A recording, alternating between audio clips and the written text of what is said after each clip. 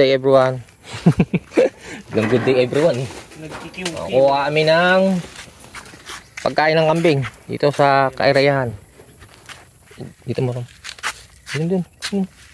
Yan. So gamit yung tricycle.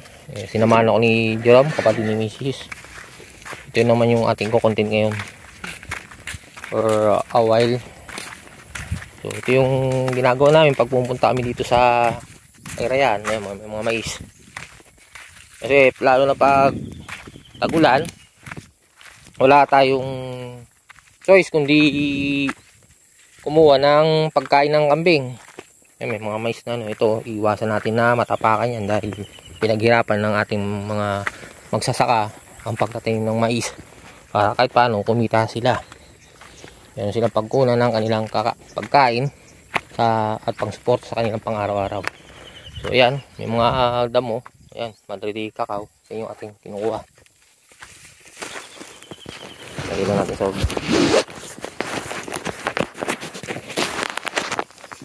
Kailangan na din natin sikap na kumuha. Si Jerome yung ating kasama lagi pag kumukuha dito kasi siya yung nagdadrive ng out lang to, no? Hindi mais, no? Bako. Itong tigka ka ng kanda muna. Bakong ano, mais. Kala ko mais eh. Ready na yan. So yan, nakapagtabas na siya. So ayun nga, siya yung ating kasama pag naisipang mag-iraya. Kasi hindi pwedeng hindi tayo kumuha ng pagkain. Tulad ngayon doon sa likod bahay, halos wala ng damo. Dito, matagal-tagal din kami hindi parang maisang buwan lang di tayo nakapunta dito, no, Rom? So, parang maisang buwan na kami hindi nakapunta dito. So ngayon, pagpunta namin, dami na namang damo. Tama-tama to sa ating pakain ng kambing. Actually, yung mga damo na to, pwede rin tong kainin ng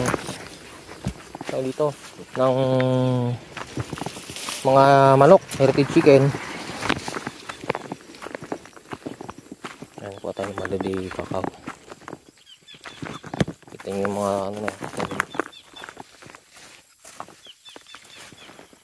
So, dito nga, ayun, nakatapak tayo ng baboy, hindi natin nakita. Buti na lang, matibay-tibay pa yung ating tinelas.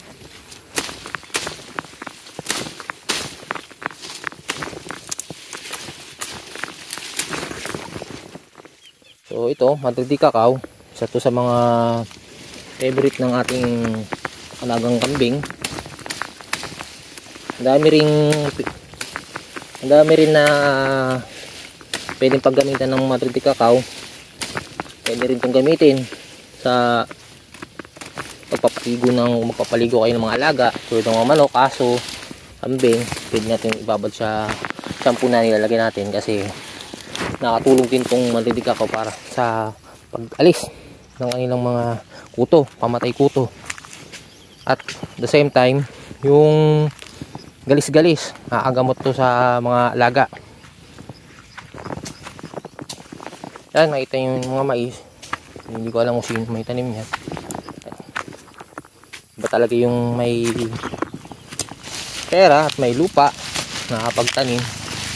Itong area naman na to kay Ninong Juan, si amiga.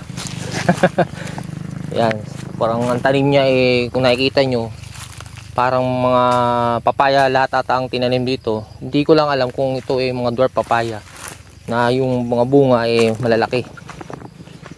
Mukhang ganun nga.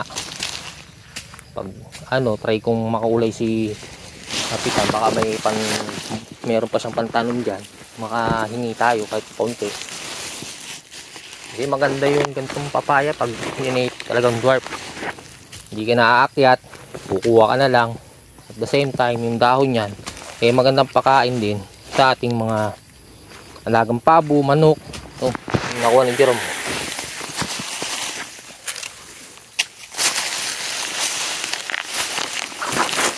Ito yung kinakain ko ng mga baka. Ganda rin yung pakain sa kambing.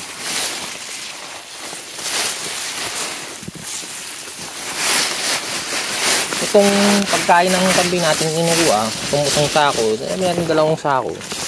Pwede na to sa kanila, sa loob pahapon. So, ang tabayanan, o baka pa na lang natin ng mga, kahit pagkain ng daw, kahit daw ng ano, mangga. Pwede na yan. Dito, sa paglalagay ng pagkain ng kambing dito sa sako, kailangan, siksik na siksik. Kasi sayang yung, medyo butas, pero okay na rin yan. Importante yung sa ilalim. Yung sa, yan, plastic natin ito. Sa butas.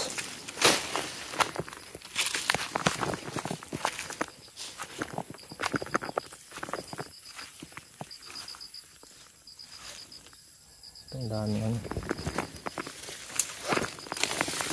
Kasi yun pala bunuko.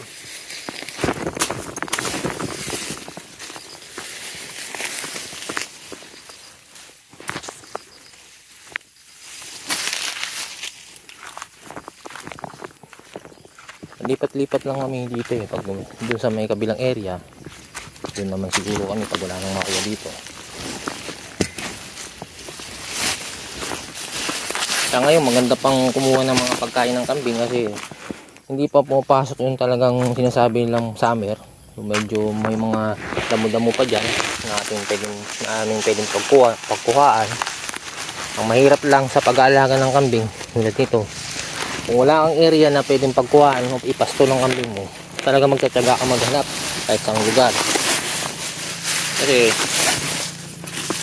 hindi ko lang alam kung mga feeds na pakain sa kambing kung magkano ang kilo. Pero sayang naman kaysa bumili ka, magtsagan talaga.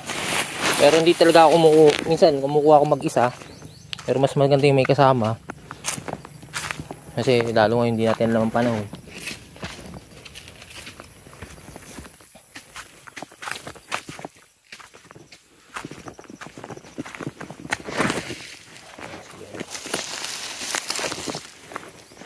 Ito pagkakuha natin to, pagdating dun sa natin tong itatali para hindi nasa baba yung kinakain ng ating kambing. Kasi once na natapakan na nila to, kahit na natapakan na ng kambing to, ito yung kanilang iiwasan na hindi na nila kinakain.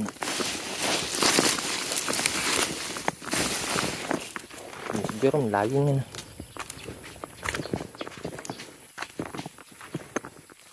Ito pwede ito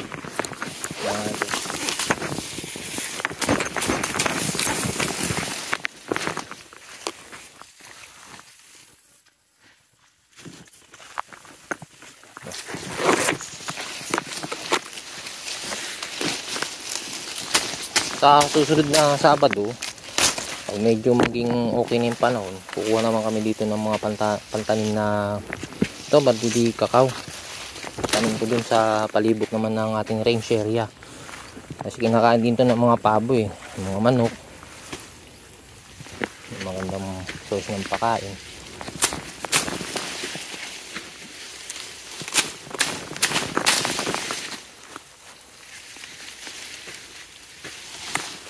So, habang nanonood po kayo, huwag niyo pong makakalimutang mag-like, share at subscribe para kahit paano makaabot na tayo sa 500 subscriber.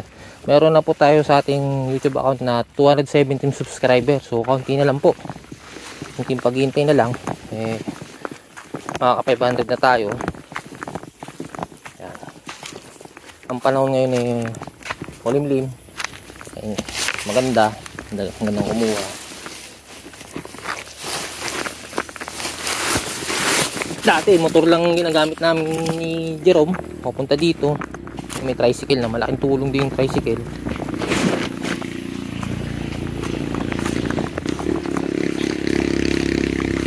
Kita nyo naman yung lawak ng lupain na to. Sana all may gantong malaking lupa na ating pwedeng pagkuha ng pakain ng ating alaga.